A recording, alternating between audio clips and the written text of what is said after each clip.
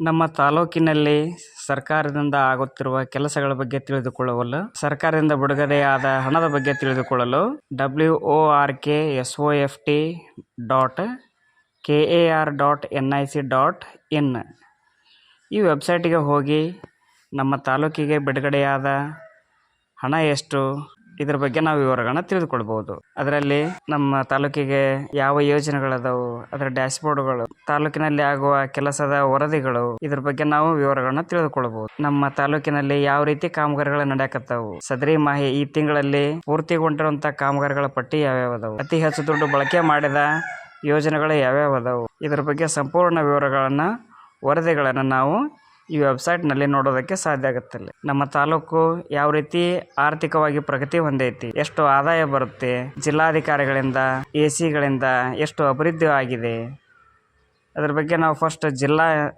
ಜಿಲ್ಲೆಯನ್ನು ಆಯ್ಕೆ ಮಾಡಿಕೊಳ್ಬೇಕು. ಜಿಲ್ಲೆಯನ್ನು ಆಯ್ಕೆ ಮಾಡಿಕೊಂಡು ವರ್ಷವನ್ನು ಆಯ್ಕೆ ಮಾಡಿಕೊಳ್ಬೇಕು. 2024-25 ಆಯಿತು, 25-26 ಆಯಿತು. ಒಂದು ವರ್ಷವನ್ನು ಆಯ್ಕೆ ಮಾಡಿಕೊಂಡಾಗ ಆ ವರ್ಷದಲ್ಲಿನ ವಿವರಗಳು, ಆರ್ಥಿಕ ಪ್ರಗತಿಯ ವಿವರಗಳು ಕೂಡ ಸಂಪೂರ್ಣವಾಗಿ ನಾವು ನೋಡ್ಬೋದು.